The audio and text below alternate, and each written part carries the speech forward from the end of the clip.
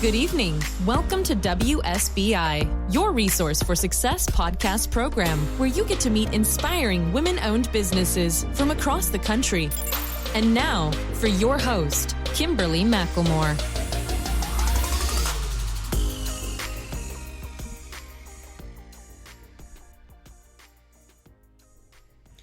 All right, good evening and welcome to WSBI, your resource for success podcast program, where you get to meet inspiring entrepreneurs and women-owned businesses from across the country.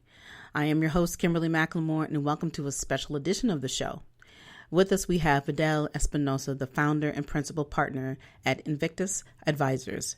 Invictus Advisors is a binational consulting firm whose mission is to be a strategic partner for business owners to make better financial decisions. Managing a portfolio of over 100 clients with total assets over $10 million, he has led the organization to open multiple offices throughout the United States and Mexico while increasing the annual budget from $25,000 to $1 million in just 3 years. As a self-made author, entrepreneur, and business owner, he understands what it takes to start and run a business effectively. Some of his most recent accomplishments include member of the Forbes Financial Council, San Diego, best accounting firm designated by the San Diego Union Tribune, financial executive on Frontera newspaper editorial committee, finalist as the CFO of the Year Awards by San Diego Business Journal, just to name a few.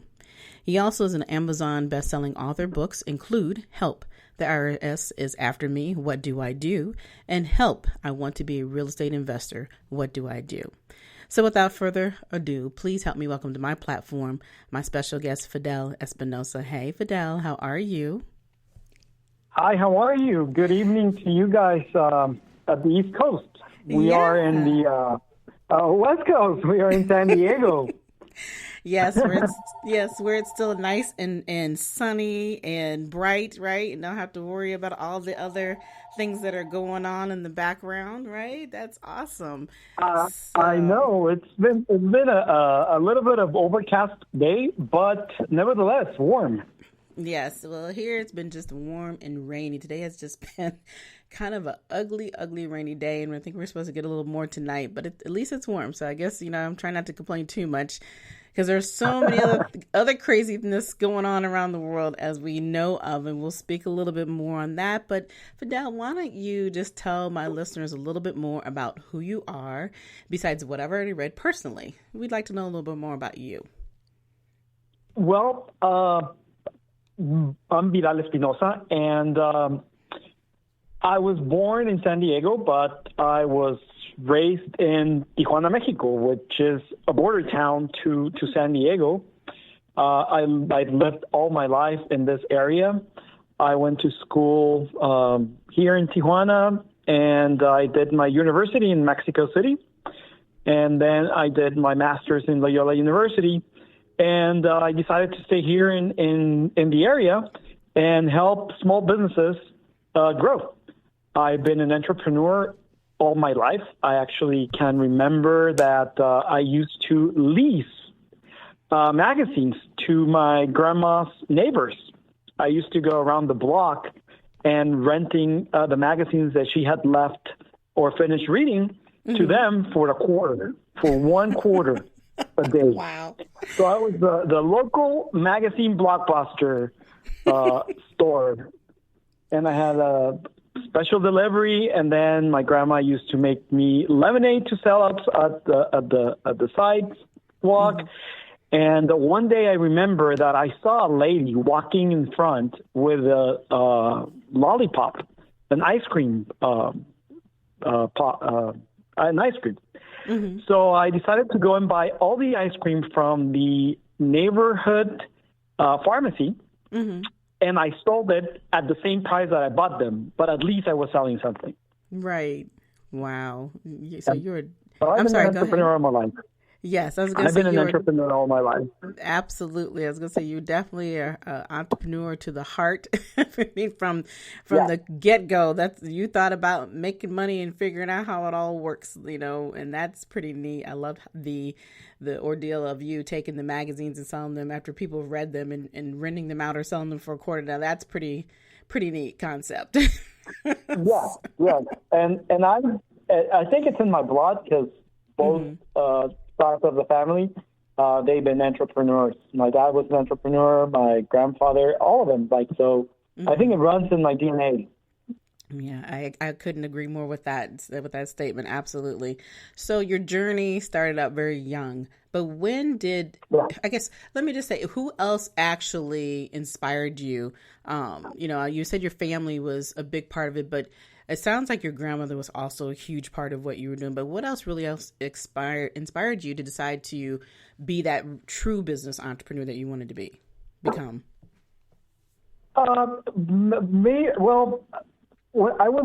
My dad passed away when I was 11. Mm-hmm. So the memories were kept alive by my mom and my grandma from my mom's side. So I think one of my biggest motivators has been my mother, who I sometimes I listen to her. Mm-hmm. But most of the times, or most of the wisest advice that I've ever listened to and actually taken action upon them has been from her. Mm-hmm. And she basically, I don't know if it's from her or but she always starts by saying, your dad used to say this, or your dad used to do this. Mm-hmm. So that's where it started. Wow. Yeah. And I love that, your mother and your grandmother were both that continued inspiration after your father had passed, and you continued to live the legacy, within your family. And that's the beauty of it. The thing that, really stands out to me is that you obviously love being an entrepreneur. And with that love that you have, you've shared your enjoyment of entrepreneurs and with people outside, obviously, from your helping them grow their businesses. So talk a little bit about that love of making people understanding how to make better financial decisions for their businesses. Well, it all starts with knowing your numbers. And if you don't know your numbers, you're actually really screwed. Mm-hmm. Sorry, the language. Mm-hmm. But if you are just navigating in your business just through, let me see where the wind is blowing, that's it, you're done. You either just close down or actually get the guts to know your numbers. That's where it all starts. Mm-hmm. Your business model could be amazing. Your product could be supreme. Your delivery could be one of the best ones in the world. The added value could be the best of the best. You could be the Nordstroms of your industry. But if you don't know your numbers, as we say internally, you're broke and you don't even know it. Mm-hmm. And I agree with that. I love how you talked about, just being in business on a whim. So, it's like, the wind's blowing through here today. may have a perfect day. Like you said, you can have the best brand, you can have the best product, but if you don't truly understand your numbers, you are literally going to be lost. And then obviously most businesses don't last, when they don't understand where they're starting from and how they can actually grow. So can you give my listeners just a little bit of the steps that you go through in the process that you work with those business owners and understanding, if you had $10,000 per se, how do you make that 10,000 grow? Well, the most important thing is you can actually just deposit the money in a bank account, savings account, and mm-hmm. get 0.001% of interest per year, right? But mm-hmm. that's not the point. The point is to, either duplicate it, triplicate it, 10x it.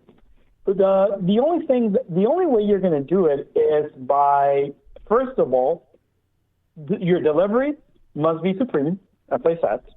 The added value should be there, and whatever the expectation the client has about your product service, you have to supersede it. That's what added value is.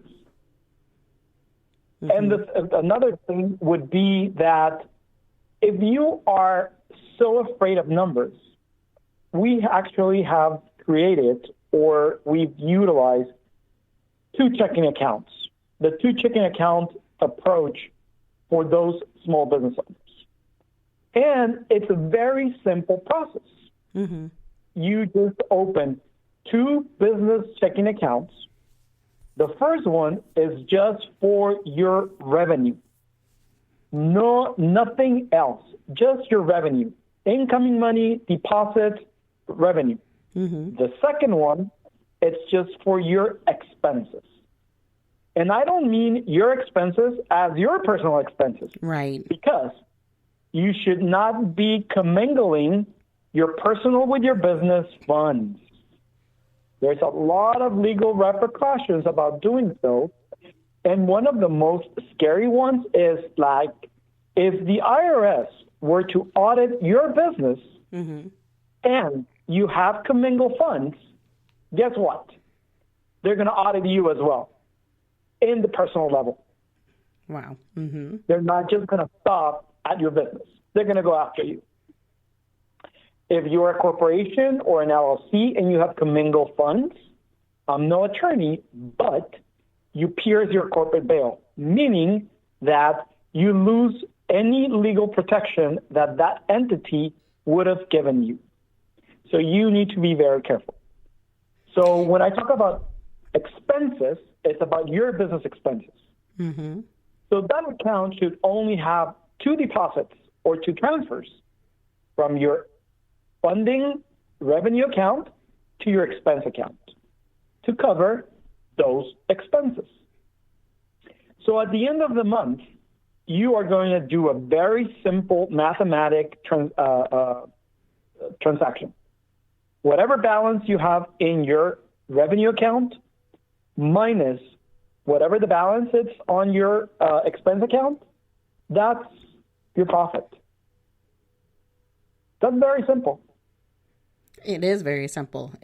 But as simple as it is, I'm sure you have worked with many clientele that don't look at that as being simplified, especially if they're new in the business and they're saying, hey, I don't have any money. I'm just trying to open the doors or start that.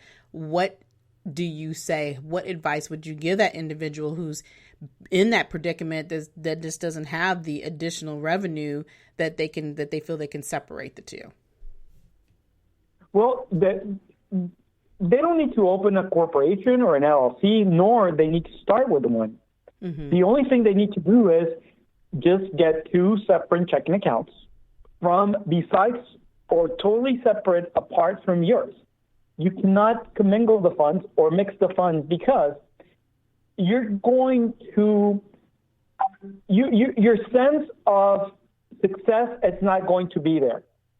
If your balance at the end of the month is $1, that's success.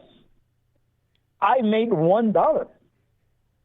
But if you don't even know that you made $1, you are just navigating the oceans without any knowledge, without knowing that you made $1. I remember when a couple of years ago, I actually delivered the news to one of our clients mm-hmm. that he had broken the $1 million revenue mark. He had no idea that he had reached or hit the 7 figures mark. Mm-hmm. I just remember that day when he was like, wow. He had no idea. So that's it's not an expensive thing to do. Bank accounts could be almost free. There's a couple of banks out there that give you free checking accounts because the only thing they want your money. They want to utilize your money as you don't use it. That's it. Exactly. I agree with that. Yeah, I love that process because, like you said, it's very simple. And the thing that caught me when you were just talking a minute ago is the fact that you're telling people it's not important to be an LLC or a corporation or whatever you think you need to be in order to open up 2 accounts, because you do need to have an understanding of what money is available really, truly before you, I would think before you even jump into that portion of saying, hey, I'm a full business. Right. And my recommendation from the get-go, if you can, yes, let's incorporate you. Let's create you an LLC or let's create a corporation mm-hmm. because any good strategy and any good business starts from the ground up with a good entity, with a good structure. Mm-hmm. Okay? So my recommendation is approach your attorney, approach your accountant, Okay? Don't go through those websites that offer you $99 Right. registration or because the only thing they're doing is they are registering a piece of paper. Right. That piece of paper does not give you any protection. Everything else, the bylaws, the article, the minutes of organization, the operating agreement, all those legal documents, those are the ones that give you the protection. So just beware. Don't use templates. I've seen so many lawsuits being lost because they've used templates that they downloaded from those websites. Right. That you have no idea. So it takes some money, some investment to get those legal documents. But if you're going to do it right. I've seen so many cases where for savings of $500, they've lost everything. They've lost millions of dollars. Wow. Yeah, and I like the fact that, you're providing great information here this evening, because there are so many people who want that quick fix and not understanding that business is not about a quick fix. And I agree, if you're not going to do it right, why even bother getting into it? Because at the end of the day, you're not really protecting yourselves. And, that's an important thing to understand, because I have talked to many people who want to get into business, or, they're already doing business and don't even realize that they're not protecting themselves in any way, shape, or form. And they're not even in a legal business, because here they're taking money, or they're selling something and they're still taking money, but then they don't even understand that they're really running a business. And it just amazes me how many people do this every day and don't think about the, precautions, or don't think about the precautions they need to take for themselves, but how they can also get somebody else into trouble, because they're conducting business. And it's no different than, I'm an author as well, and I see that you're an author. It's the same process. People will get up every day and sell a book and don't look at that as being conducting business. And I just can't understand what people think, that it's okay that you can take somebody's money and then don't think you have to pay, the proper taxes or do the things that you need to do in order to qualify as being in business. So I'm sure you run into that consistently. And, and even as a business owner yourself, what challenges had you faced early on trying to get your business, up and running, that you could share with the listeners this evening? I run to multiple hurdles. But one of the biggest hurdles that I've run in my business career, it's myself. I've been my worst enemy when it comes to doing business. Mm-hmm. And let me tell you why. Because most entrepreneurs, at the beginning stages of us doing our business, we think that we know everything. We think that we do not need any counsel, mentors, coaches, books, seminars, white papers, you can name it. Right. We don't need an accountant. We don't need a marketing company.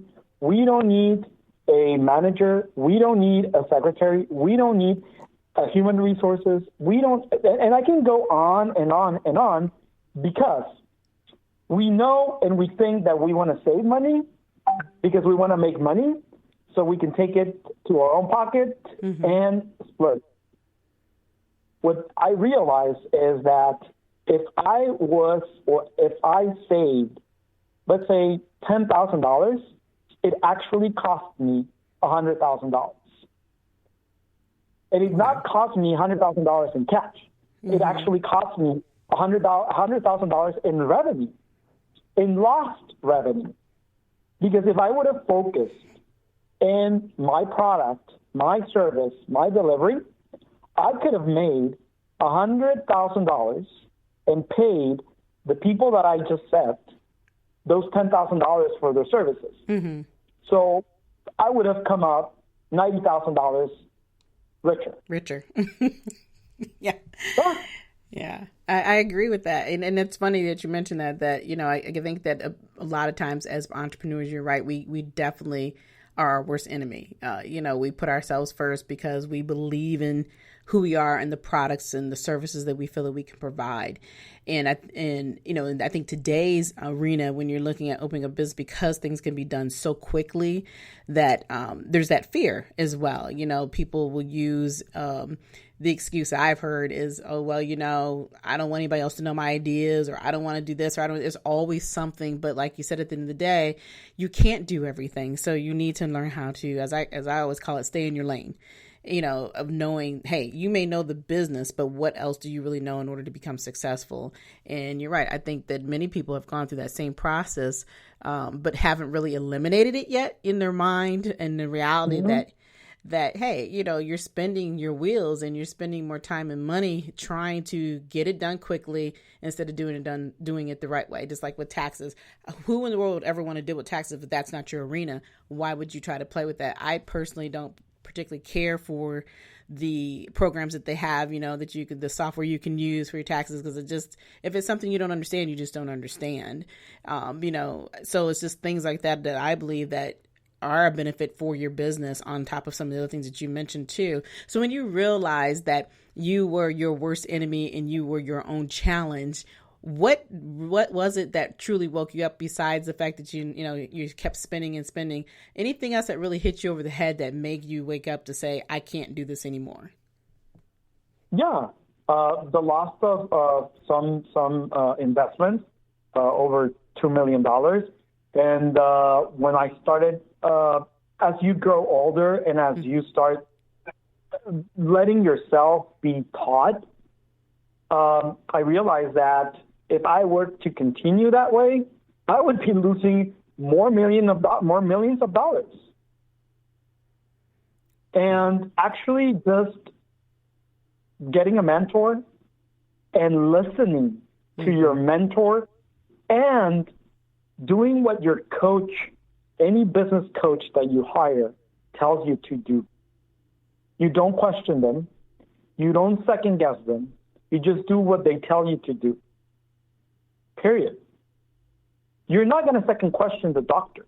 You're not going to ask your cardiologist, hey, why should I take the aspirin if my neighbor that also has cardiac problems does not take an aspirin? Mm-hmm. Well, because I'm telling you, I'm your doctor. And if you don't like it, then go to and see another doctor. Right. So either you listen to advice or you seek opinions from everybody around yourself, your neighbor, your mother, your dad, your cousins, your brother, anybody, and you just take whatever suits you the best. Guess what? You're going to have a heart attack immediately in the next couple of months because you're not following the expert, the professional, the doctor. And if you want to do everything on your own, would you perform open heart surgery on yourself? I don't think so. Exactly. Period. Exactly. I don't think you'll survive, first of all. So wearing 100 million hats to do your business, it's trust me, it's the worst way of doing it. You're not saving money. You're just killing yourself. You're going to end up burned. You're going to burn yourself. And you're just going to throw the towel and say, hell, why did I start the business in the first place? Yeah, I agree. I agree. Well, I'm sitting here listening and I'm thinking to myself, there's not very many people who have ever even made it to the 2 million mark, and to think that it's amazing how it, like I said, that lump on the head that you had to take in order to get to where you had to understand that you needed to do better and you had to find somebody to help you get there. And I absolutely agree that coaching is a must. I've definitely had a couple of my own. I think the biggest thing I found that with the coaching is finding the right coach to help the business in the way that it needs to be helped to grow and some of the other things. And I'm sure that there are other people who have been very decisive on that as well. So when you're talking about looking for coaches, what type of coach would you recommend for a very new business that's coming into play? You need to be very, very, very cautious with who you hire as your coach or as coach. Multiple coaches. Mm-hmm. Ourselves, We have approximately 5 coaches for different areas. We have a couple of mentors. So, and we do invest in our self-development every year. We actually allocate a huge portion of our budget for that. What you're going to do, you need to do your due diligence, meaning you need to research the coach that you're listening to. You need to do a very critical, clinical research online about that individual company that is going to coach you, okay? Another thing is you need to put the effort and the hours, okay? But I'm going to tell you something that is very fun. We have a client. She offers mentoring and coaching to women, and she empowers them to go out and coach, do life coaching, healing, and things like that, right? And she has a mastermind that says, the name of it is 10K in 30 or less, in less than 90 days. Wow. So there's this lady who got into her program in 2018. Last week, she filed a claim with the Better Business Bureau that she did not receive the $10,000 after 90 days. Well, she never attended the program. She never opened the online system. She did the onboarding call. And on her complaint, she was actually expecting the $10,000 to be deposited into her bank account after 90 days. Wow, just because she opened it up. So you need to put in the work. You need to put the effort. You need to work on it. It's not just buying the program or attending the seminar. One of our coaches, she says, I'm going to give you tons and tons and tons and tons of information. I'll open you my whole program before you buy it. Here, take it. But 99% of you will never use it, apply it, read it, or go through it. I don't care. I'll give you tons of value, tons of nuggets, tons of information in this 3-day seminar. You're never going to apply it. I'm not worried about it. So you need to put the effort in it. I absolutely agree with that. And you're right. There are millions of good programs out there, and you're right. And I think obviously you want to pick the one that's right for you, but I definitely have, I can admit I've done that myself, where you get something and then you say, I'm going to utilize it, and then you don't. And I've learned that is definitely not the right way to go, but you're right. And I obviously have even sold my own programs and have done things where you give people all this amazing information and they never utilize it. But I'm like, you just paid this amount of money for this program that you say you wanted, but you won't take the time to utilize it.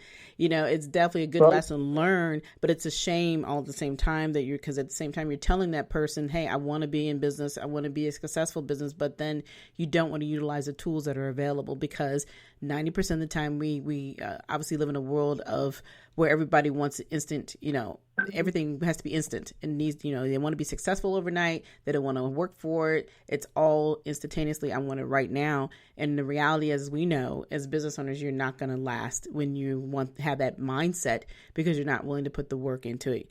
Some people may get a little lucky, but still at the end of the day, if you're looking for long term, that long term really doesn't exist. But I have one more question for you. I'm sorry, go ahead. No, go ahead. Luck actually does not exist when it comes to business. You might get lucky with a funnel. You might get lucky with a great marketing campaign, but it's not in your first try. That marketing campaign, that funnel, that product has hundreds and hundreds and hundreds of failures, unsuccessful launches, hundreds of no sleeping, hundreds of thousands of dollars maybe invested. But I've actually, in my 24 years of experience and doing accounting and coaching and business consulting, I've actually never seen one individual, even with tons of money inherited, have luck that way in their first try. Wow. They've always had something that they came from, and then, okay, then I'm going to perfect this, I'm going to move this. That's how it works. Right. That's the right way. Tears, sweat. Yes. Tears, sweat, divorces, maybe. Yeah, for doing it the wrong way. Yeah, I can see that happening on many occasions, I'm sure. So, yeah. But I wanted to ask you that, with the things going on today, we're obviously a lot of small businesses and just business in general hurting because of the COVID-19 and people not able to run their businesses the way that they normally would. I'm sure you've run into that and have probably assisted some people throughout these last several months because of it. So what would you give advice to someone today who may be going through that process of not being able to work? What would you tell them to better prepare themselves maybe in the future? If you're an employee and you're not able to work, I would highly suggest that you look into a hobby that you have and convert it into a business. There's hundreds of things that you can do from home that do not require capital, that they only require a little bit of thinking outside the box. And if you're a business owner, think outside the box. Think on how you're going to move forward with a new normal, so you need to adjust your business model. If you have not done so, you're late. You need to readjust your business model. You need to readjust your buyer persona. And if you do not know what a buyer persona is, then go find a job. Well, then, tell us how you really feel now.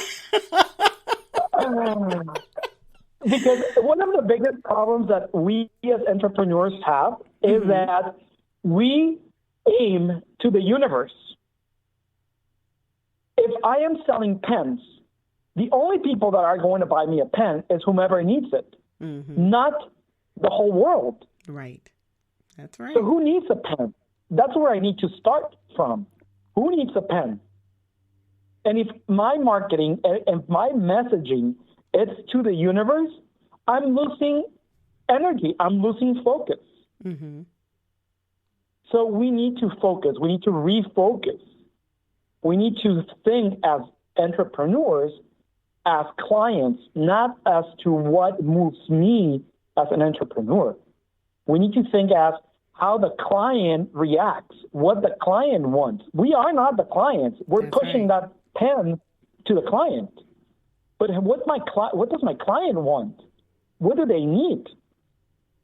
It's not what I need. It's not what I want. It's what my client needs and wants. So we need to think like that. So nowadays, in this new normal, what do they need? What do they want? Diversify. If I sell windows, start selling shades, film, cleaning supplies for the windows. Diversify.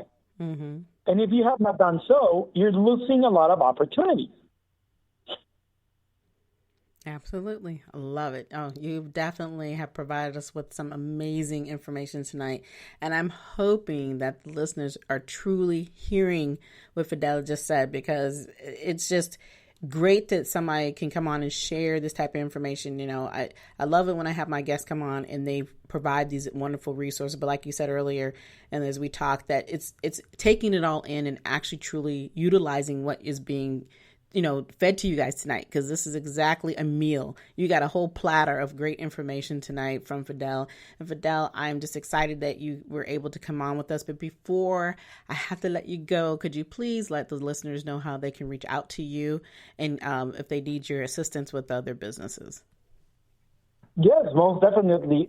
They can reach us at 619-677-6512. Or they can visit our website, Invictus-Advisors.com. All right. Well, you guys heard it live. Vidal, thank you again. I'm so excited that you got the opportunity to be on my show. And for everyone else, I'm telling you, if you missed out on the live this evening, you're more than welcome to go back and listen to the replay. This show was on 11 different platforms, so there's no reason why you can't hear this again. I'm telling you, you've just missed out on some wonderful information, but please go back and listen to the replay, become a follower, share the information, because Mr. Espinosa just gave us great information this evening. And again, sir, I really appreciate having you on my show this evening. I thank you so much for your time. Kimberly, it's been a pleasure. Thank you so much. I enjoyed it a lot. You're very welcome. And for everyone else, as you know, we are here every Thursday evening at 7 p.m. on the show. We'll have a new guest again next week. But until then, you all have a wonderful evening and good night. Good night, everyone. We will be back next Thursday evening at 7 p.m. Follow us on Spreaker, www.spreaker.com/user/WSBI. View our new WSBI website anytime at www.wsbillc.com and on Facebook, Twitter, YouTube, LinkedIn, and Instagram.